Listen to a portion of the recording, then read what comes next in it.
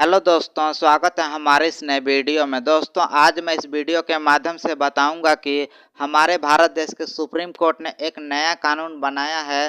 पिता की संपत्ति में नहीं मिलेगा हिस्सा, चाहे बेटा हो या बेटी।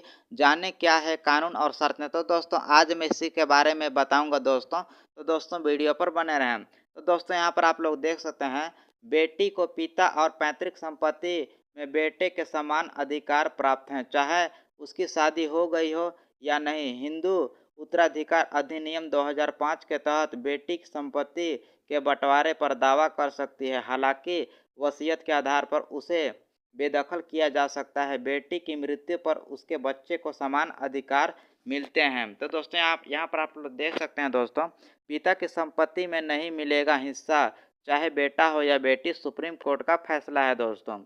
तो दोस्तों, यहाँ पर देख सकते हैं, आज इसी के बारे में अच्छे से जानेंगे दोस्तों, क्या क्या इसमें नियम कानून में बदलाव आई है दोस्तों। तो दोस्तों, यहाँ पर भारतीय समाज में परंपरागत रूप से बेटी को संपत्ति में अधिकार कम ही दिया जाता था, लेकिन बदलते समय और कानून के अनुसार अब बेटियों को भी पिता और पैतृक संपत्ति में बराबर का अधिकार मिला है।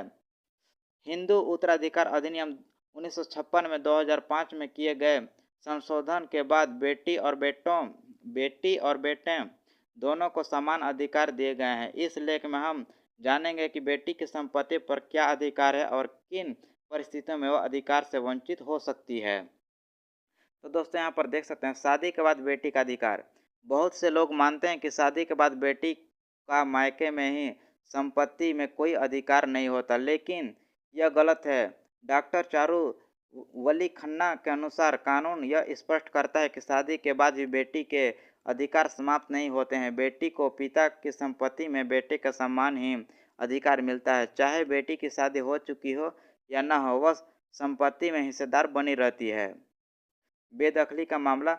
हिंदू उत्तराधिकार अधिनियम 2005 के अनुसार यदि वसीयत नहीं की गई है तो बेटी को बेटे का समान अधिकार मिलता है, लेकिन अगर वसीयत मौजूद है तो माता पिता अपनी इच्छा से किसी को भी संपत्ति दे सकते हैं।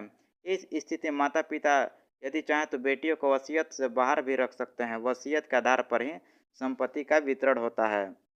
पैतृक और स्वअर्जित संपत्ति में अधिकार। तो दोस्तों, हिंदू उत्तराधिकार संशोधन अधिनियम 2005 के तहत बेटियों को पिता की पैतृक और स्वअर्जित संपत्ति में बराबर का अधिकार मिलता है। पहले केवल पुरुषों को ही संपत्ति के विभाजन का अधिकार होता था, लेकिन अब बेटियों को भी संपत्ति के बंटवारे का दावा कर सकती है।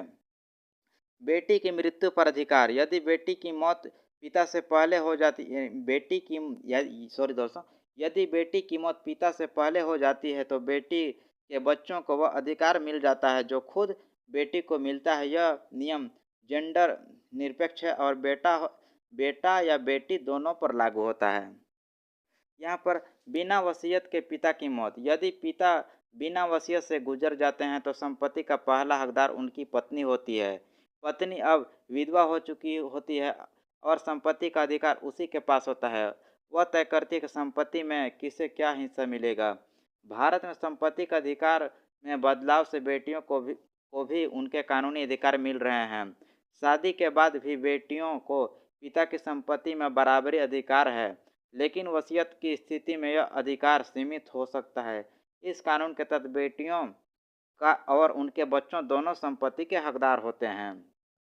तो दोस्तों, ये रही आज की जानकारी। दोस्तों, अगर वीडियो अच्छी लगी होगी तो मेरे चैनल को सब्सक्राइब जरूर कर दीजिएगा दोस्तों। मैं ऐसे ही वीडियो आप लोगों के लिए लेकर आते रहता हूँ। धन्यवाद दोस्तों।